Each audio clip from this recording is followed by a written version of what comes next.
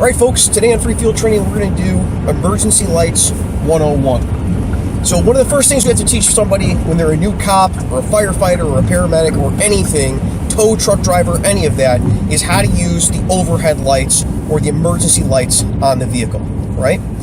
Now today, we're obviously in my car. People wanted free field training to go out into the field, and I think that's a good idea too. So I found a road obstruction here. It's just along the side of the road, so we're going to do this without endangering the public in any way. But we're going to talk about the proper way to be able to get behind some sort of obstruction in traffic and clear it off the road while minimizing the risk both to yourself and to the public, right? So a few things to think about is that as far as the law is concerned, your emergency lights tell people to move to the right or to watch out for whatever's up ahead, right? Depending on what color they are, the laws and rules of your state and all of that, okay? But when we're going to get behind an obstruction in traffic, right, so we're going to pull over to the side of the road or we're going to stop in the road, we need to let the rest of traffic know in advance.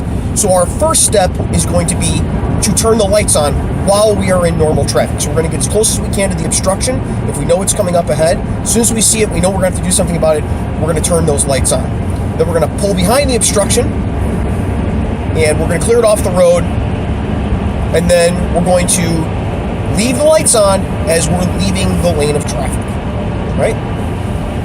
The reason we're leaving the lights on when we're leaving that lane of traffic is so that we can get into traffic while still warning people that we are an obstruction to their normal course of their activities. So we're going to show that here.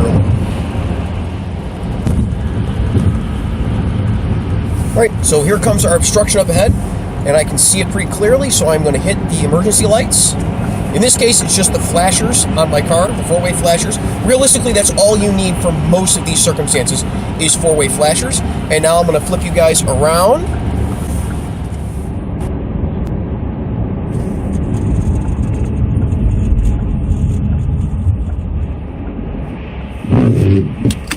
And you guys can see our piece of debris here. Now, for our purposes, we're going to pretend that this thing that's sitting here is in the traffic path of normal traffic, although in our case it's on the side of the road. We're going to talk about vehicle positioning.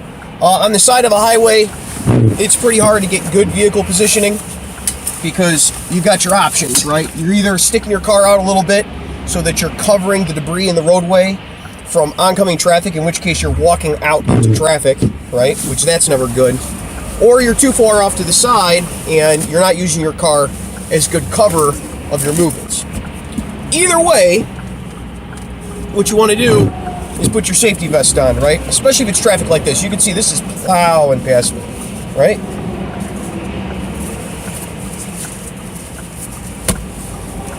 This way at least people can see who you are, what you're doing, and you can get this debris off the road. Then you can get back in the car and off and on your way.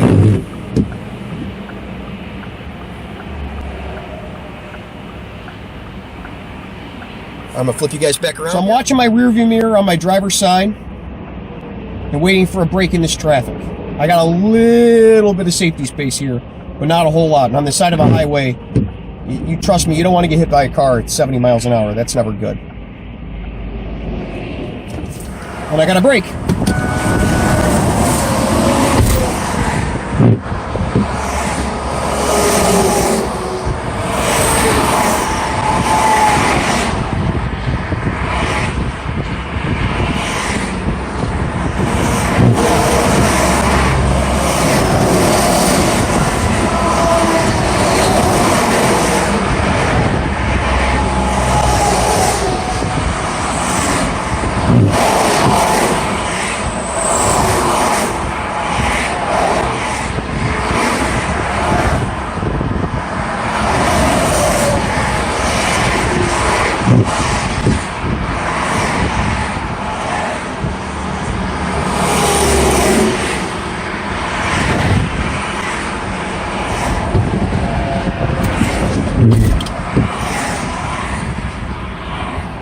All right, I'm sure you can see there, I'm standing over on the side of the road, and my positioning on the side of the road so that if somebody hit the back of my car and it slid forward, it wouldn't hit me. And so I can see around my car from the passenger side and see oncoming traffic. So I'm watching oncoming traffic, watching traffic move over. And as soon as I see a break where I know I'm going to be able to get in the car, I hop around and get back in the car. Turn you guys around. And then once I get back into the car, I can take the safety vest off and I'm back on my way. But it's not that simple. If I shut the lights off and start driving into traffic, I got people flying past me at 65 miles an hour, right? At least around here, at least 65 miles an hour. So what I'm gonna do is I'm gonna leave the what would be the overhead lights on, but in my case, my flasher's on, and I'm gonna merge back into traffic as I'm seeing openings, right? And the good thing about the move over laws is that even for a car parked on the side of the road with flashers on, people are gonna move over and start leaving empty spots in the lanes of traffic, especially semi-truck drivers, because all of them have been in this situation. So you gotta watch from over there on the passenger side of the car when you're outside for the semi-truck drivers moving over, and you see a big break, you can hop in the car, and I'm gonna watch my rearview mirror on my driver's side. I'm going to watch for semi-trucks moving over and leaving a break in traffic so I can get back into traffic. But I'm going to leave my lights on while I'm doing it, whatever emergency lights I have available. So we're going to put the car into gear here. There's semis coming up behind me. They can see my flashing lights and the brake lights on. So anybody that's done this before knows I'm getting ready to move off onto the road. And so people are starting to move over and give way.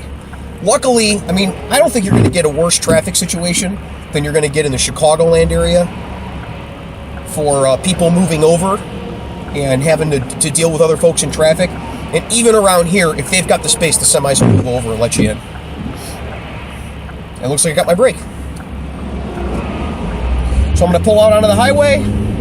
I'm leaving my lights on, so the flashers are still on until I get up to the prevailing speed of traffic. I guess you could say to the speed limit, but realistically around here it's the prevailing speed of traffic, because the speed limit, like, that doesn't mean a lot of things. So right, now I'm only getting passed by cars instead of semis, and I turn the lights off and I'm back in traffic. And that's how you can remove an obstruction of the road as safely as humanly possible. It's the same thing for if you're at a motor vehicle collision and, shut the wiper off there for a second, you're at a motor vehicle collision and you need to get in behind a car at the collision site, and then you're leaving the scene of that collision. Once you get the car off out of the road, you're going to leave your lights on until you're into prevailing traffic, you're part of normal traffic, then you shut them off. Remember, those lights are a warning. That's why we call them warning lights. It's a warning to other traffic that something funky is going on and they need to make way, right? Whether it's you coming at them, like we talked about in the emergency vehicles, how to drive emergency vehicles video, or in this case, if you're the obstruction in the road and they need to move around you, those emergency lights are there to tell the public that we're doing something funky. So that's it for today.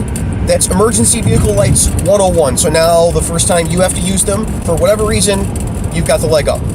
Until next week, you guys be safe and take care of each other. I'd like to thank all the Patreon supporters, and especially the shift supervisor level Patreon supporters that we have listed here. Your contributions are what allows free field training to continue on and become better. Thank you.